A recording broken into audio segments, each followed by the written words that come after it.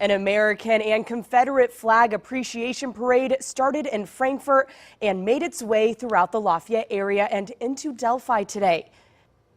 It's all heritage here. It's no hate. Heritage is why Nicholas Johnson says he invited about 60 people to the Frankfort Walmart parking lot on Sunday. He says they're trying to make a statement after recent national controversy over the Confederate flag. The decision to take all Confederate flag merchandise off its shelves is why the congregation wanted to start the ride here. However, Walmart didn't want that. We're just asking that they leave and hopefully abide by the advice that we tell them that Walmart don't want them congregating here. So they decided to gather at Revolution's Bowling Center instead. I had a feeling we were going to get chased off. It's all right. I respect their decision. Walmart isn't the only major retailer taking Confederate products off the shelves. Amazon, eBay, and Sears all announced bans on the sale of Confederate flag merchandise. I believe it's not right for them to try to ban the flags. If you believe in something, you should fight for it. So you wouldn't say that this is anything racist? No, ma'am. It's not nothing racist whatsoever. Nothing racist whatsoever. Hey, fam. I want to quickly address the insanity of the white Christian political party. Now, here we have a story done by the Mississippi Free Press titled, Mississippi Governor Declares April 2025 as Confederate Heritage Month. Yes. You know, this piece came out on April the 21st, but I think they've been doing this in Mississippi for like 30 years or so. But I'm going to go ahead and read a little bit of it here for you. Mississippi Governor Tate Reeves has declared April 2025 as Confederate Heritage Month in Mississippi, keeping alive a 32-year-old tradition that began in 1993. A member of the Raking Grays, a Sons of Confederate Veterans camp based in Florence, Mississippi, announced the proclamation in a post in the organization's Facebook group on April the 18th. The SCV annually asks governors to issue the Confederate Heritage Month proclamation. So I guess it doesn't really matter who's sitting in the governor's spot at that time. They're going to ask every year, I guess. Quote, whereas we honor all who's lost their lives in this war, it is important for all Americans to reflect on the nation's past, to gain insight from our mistakes and our successes, and to come to full understanding of the lessons learned yesterday and today will carry us through tomorrow. If we carefully and earnestly strive to understand and appreciate our heritage and our opportunities which lie before us, says the governor's proclamation, which is dated April the 17th. Now, therefore, I, Tate Reeves, governor of the good state of Mississippi, hereby proclaim the month of April 2025 as Confederate Heritage Month in the state of Mississippi. Yahoo! If you wish to understand history, you have to read it, study it, and do the research. You know, so many people just follow blindly without knowing the real truth of the matter. The Confederate flag is an American flag. It was made in America. It was used for 4 years in America. It was surrendered in America, and certainly is here today because of the historical value.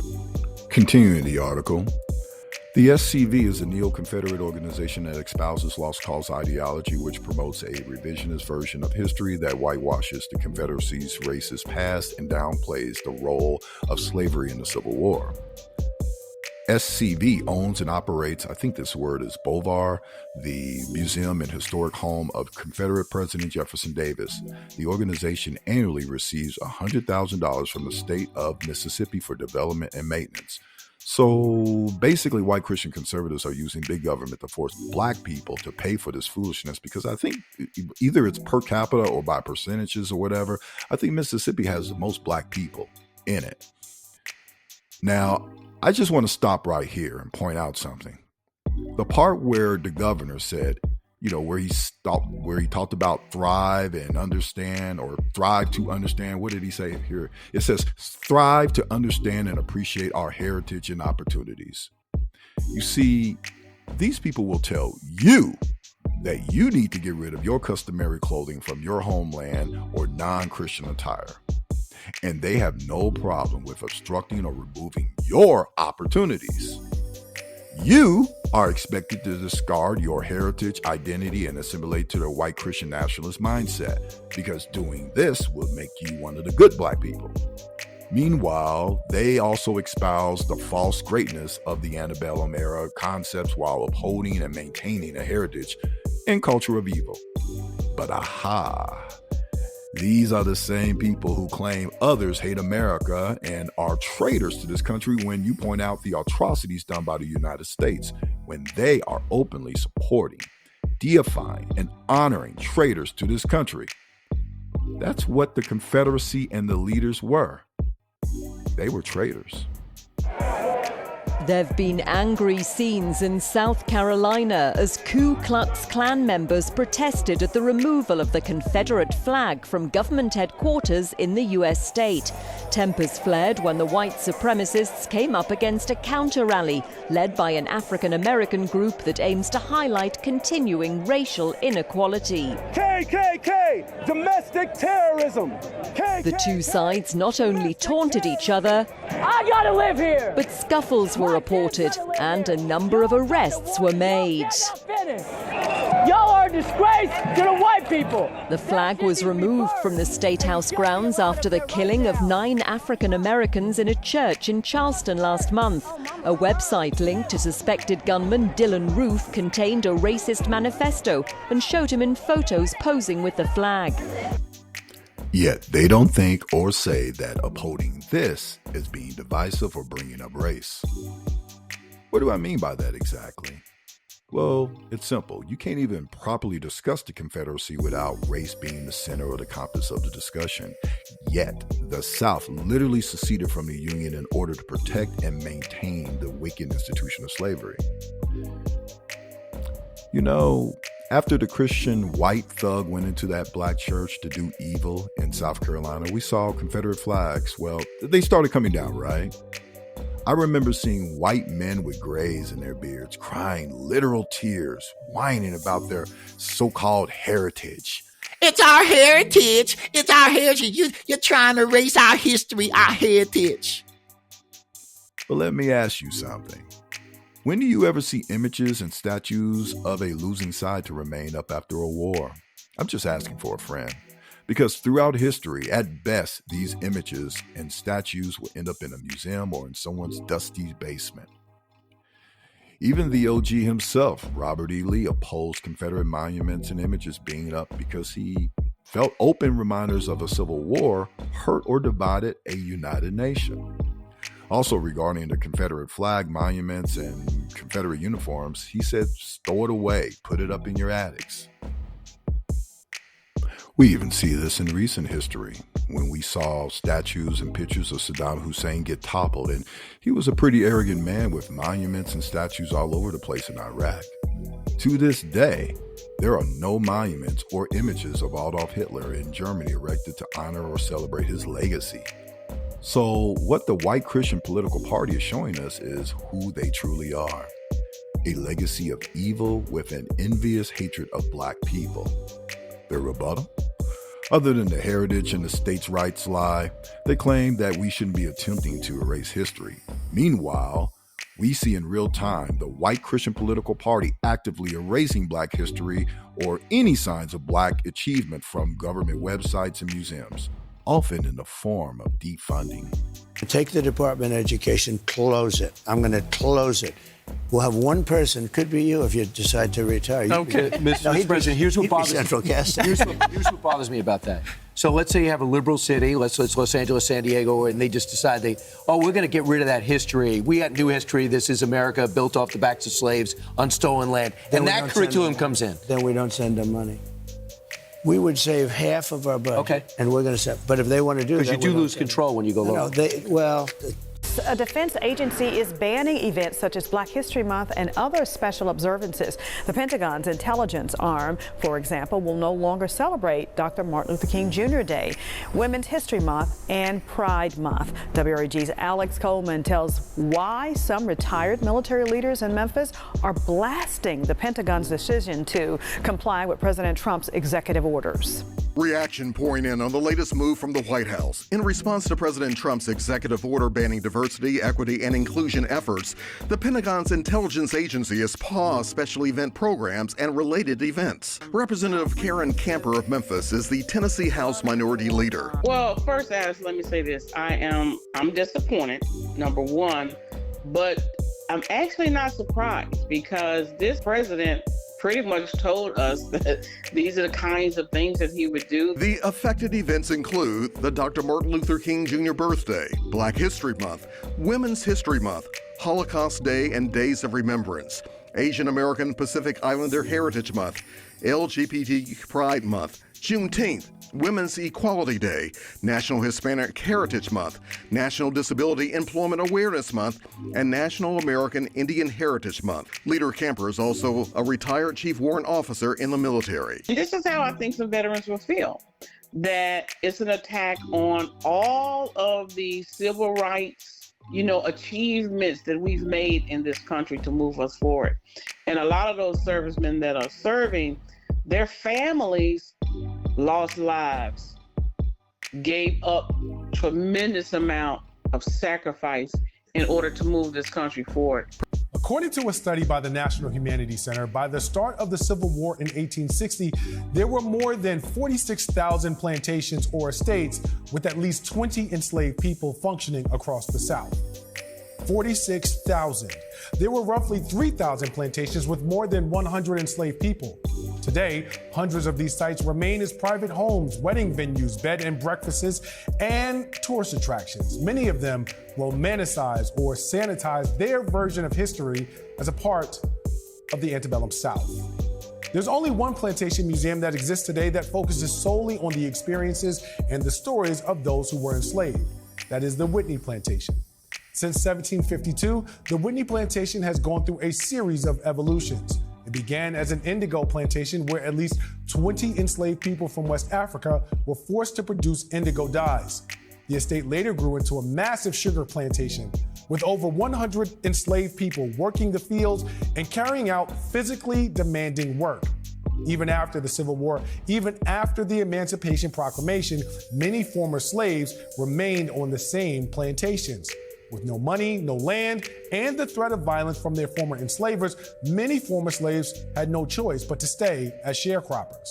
These systems that entrenched deep poverty left many descendants of enslaved people with few options. At the Whitney Plantation, some black families labored on the land well into the 1950s and 60s. Today, the Whitney Plantation Museum is dedicated to telling the histories of the people who were enslaved there, to honoring the lives lost and the lives stolen. The museum honors the skill and culture of those who lived and labored and resisted against the systems that kept them from their true freedom. In the words of the executive director of the Whitney Plantation, the museum is, quote, in the long fight for justice, for truth, and for memory. Yet the Trump administration's focus on eliminating diversity, equity, and inclusion from American life has been sweeping, targeting funding for government programs, for schools, for museums, for anything related to race, gender, or economic equality. The president threatened to cut funding for any school that maintained what he called discriminatory equity ideology. It's not even a thing. And his administration cut funding from multiple museums that focus on non-white American histories, particularly programs and museums that focus on Native American and Black history. This weekend, multiple sources have confirmed to WUSA 9 the Smithsonian Institution is starting to remove certain artifacts from the Natural Museum of African American History and Culture. As our Alexis Wainwright reports, a civil rights leader and pastor said he was told the artifacts he donated are now being returned. Two employees with the National Museum of African American History and Culture told me the museum is moving out some of its artifacts. Now, this news has ignited growing concerns among visitors who travel from all over the world to learn about African American history. A woman in Houston is going after a textbook publisher in Texas for whitewashing history, especially when it comes to the issue of slavery. Now, her 15-year-old son actually took a picture of part of the textbook that made it seem as though slavery didn't even exist in the United States, and that's what got Ronnie Dean Burren really upset. Now, her son, Kobe, had sent her a photo of a colorful page in his 9th grade McGraw-Hill World Geography textbook in a section titled Patterns of Immigration, a speech bubble pointing to a U.S. map read the following. The Atlantic slave trade between the 1500s and 1800s brought millions of workers from Africa to the southern United States to work on agricultural plantations. Of course, it makes it seem as though they willingly immigrated to the United States to work for pay, but we all know that that's not what happened.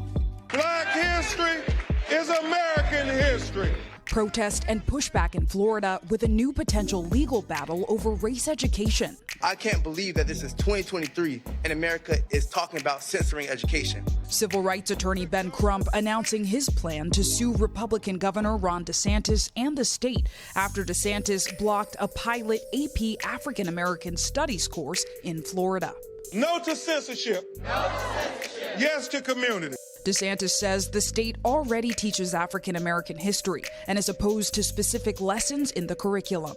We believe in teaching kids facts and how to think, but we don't believe they should have an agenda imposed on them. When you try to use Black history to shoehorn in queer theory, you are clearly trying to use that for political purposes. What message do you feel this ban may have communicated to your student? I think it communicates very clearly that African American history is not as important as other history. Ryan, thank you. Controversy erupted online over how to teach second graders in Texas about slavery. The State Board of Education was presented with a draft to use the term involuntary relocation instead. Board members took immediate action to send it back for rewording. KENS 5's Victoria De Leon has more. If history lessons come from the classroom, Corinne Reyes wants her kids to have the facts about slavery in this country. Say that if you do not learn history, you are doomed to repeat it. This week, the State Board of Education released a statement saying our state's curriculum will not downplay the role of slavery in American history. This response coming after a draft proposed at a recent board meeting. The phrase involuntary relocation is used when we're talking about the slave trade. So I don't know if that's a fair representation of what we should be saying about that journey. In a statement to KENS 5, the Texas Education Agency said the State Board of Education voted unanimously to send the language back to be reworked. And by giving our kids a sugar-coated version of history, we're going to impact them for the rest of their lives. Let me be frank. Individual 47 won't do anything of substance for its tens of millions of poor white supporters, many living in squalor, because these anti-Black policies don't cost Individual 47 anything. However, it does make poor whites feel good because it's symbolic to their code. But it certainly doesn't give them food on the table, health care, a tank of gas, or a decent job. I mean, these people will conveniently overlook this blatant neglect as long as you stick it to Black people, Hispanics, women, gay folks, and those who don't belong in their political version of Christianity. And to be honest, these people see no problem with personally suffering for oligarchs. I think in a moment of clarity, we should openly admit that the vast majority of white Americans are living in poverty and living check to check. And that reminds me, the reason why college tuition and the lack of healthcare in America is even a thing is because they wanted to hurt Black people. For a long time in this country, white Americans got free college education, but after the Civil Rights era in the 1960s, they saw Black people going to quality universities with their children, and they said, we got to put a stop to this. We can't allow this. And the way they figured, if tens of millions of poor whites lack education, college education at least, and suffer needless deaths due to the lack of cheap or free healthcare, it's worth it because it'll hurt Black people more. They figured in their little minds that even if Black people could afford these two important components in society, that we would likely struggle to build generational wealth because we would accrue massive debt. Hundreds of people filled the fairgrounds, waiting their turn. For help with throbbing teeth, wheezing lungs, and failing eyes. The Affordable Care Act was supposed to help people like Lisa Cansos. But hundreds of thousands remain uninsured. They work, but are too poor to afford health insurance and can't get Medicaid. Virginia and 18 other states declined to expand Medicaid under Obamacare. Because of finances and stuff like that, thank God for the medical part because I can get my yearly medical checkups done, and it's a blessing. It really is. It's a huge blessing. I don't have to worry about those things. They come to this free, once-a-year clinic run by the nonprofit Remote Area Medical and the Virginia-based Health Wagon. Organizers say the need has grown in recent years. There's a lot of people here, a majority do not have any type of insurance, but there is a lot here that maybe they do have insurance, but they have high co-pays, they have high deductibles. There you go, you're all set. The changes that Republicans proposed to the health care law would not have helped people like Joey Johnson. He's been coming to the clinic for years. I'm supposed to be a living vegetable on life support. If it wasn't for this, my teeth would rot out of my head and I would be in bad shape. Johnson got free dental and vision care. Cansos got a cleaning and other medical checkups thanks to an army of volunteers who treated 2,000 people in one weekend. So apparently, the poorest county in all the USA is a little unheard of place called Owsley County, located in the Appalachian region of southeastern Kentucky. Owsley County is 99% white and has less than 5,000 residents, half of which live below the poverty line. In terms of income per household, Owsley is the poorest place in the U.S. The main city, if you can call it that, is Boonville. Tasha Lamb has known struggle. She and her girlfriend and 2 sons have moved from place to place over the years. They have often been homeless. The goal is to stay out of Ohio. Like, I hate Ohio. No offense. I hate this place. It's a hellhole. And it's negative. It just sucks you dry. Lamb's story is not unique in this part of the country. Southeast Ohio has been plagued with poverty for decades. I want to help build the great society. It's been 56 years since Democratic President Lyndon Johnson stood on the steps of Ohio University in Athens and pledged to remake America, vowing to eliminate rural poverty and racial injustice across the country. I'm playing with the water hose. And while there have been many changes here, much of Appalachian Ohio still has child poverty rates higher than 30%, according to U.S. Census figures. This porch really needs a paint and fix. I can't give my kids what I would like to give them, so they have to struggle with me, and it's not fair because I grew up poor. My dad was a needle junkie, you know what I mean? This area used to be largely Democratic, but the former coal towns have turned fiercely Republican, despite many families benefiting from programs like cash assistance and food stamps. And they wanted a hand up, and what it has become is we have 3 or 4, 5 generations that are living by handout. Everybody wants to be given something. Ohio is going to make America great again. In 2016, every county surrounding Athens voted for Donald Trump as president. Voters here held on to Trump's promise of bringing back manufacturing jobs.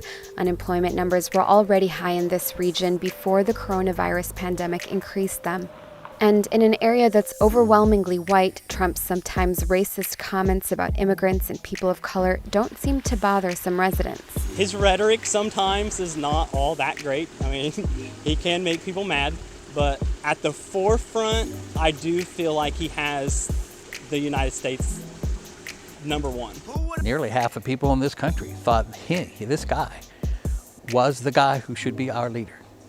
And to me, it just shined this big light on us, on our prejudices, our racism, our attitudes about helping others.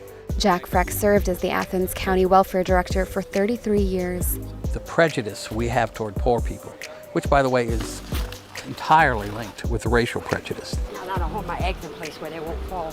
People have used race as a wedge to keep poor people apart, including down here. Freck says many of the issues plaguing poor white people in rural areas mirror those of poor people of color in urban areas. Unemployment, issues with the criminal justice system, substance abuse. There we go. People call me a zombie, but I don't feel like I'm a zombie yet. Addiction has become a part of life for so many here. Anything that will make me feel better. I like my speed. I like methamphetamines, even if it's Adderall. vans. President Trump has endorsed a House budget plan that would make sweeping cuts to Medicaid. Under the proposed budget bill, roughly $880 billion would be cut from Medicaid, and $230 billion would be cut from the Supplemental Nutrition Assistance Program known as food stamps. The president's endorsement on social media came just hours after he said he would not touch funding for programs like Medicaid, which provides health insurance for Americans with limited income. Dr. Celine Gounder joins us now. She's a CBS News medical contributor and editor-at-large for public health at KFF Health News. So, doctor, what more can you tell us about who Medicaid serves? So Medicaid covers people who are low income, so low income households. It also covers pregnant women, children, and people with disabilities. And about 1 in 5 Americans are covered by Medicaid. So it really does account for a huge proportion of health insurance coverage. And to go even further, almost half of kids are on Medicaid. About 40% of all pregnancies are covered by Medicaid. So it's a really important program for women and children. Another proposal has been work requirements. And by the way, most of those low-income people who are added through Medicaid expansion, they actually do work. It's people like who work at Walmart and so on who do not get health insurance through their jobs, who are basically being covered by Medicaid. Anyway, these people can't stand to discuss black excellence or the prospect of proper restitution to black people, no matter where the colonizer dwells or how subhuman his conditions may be.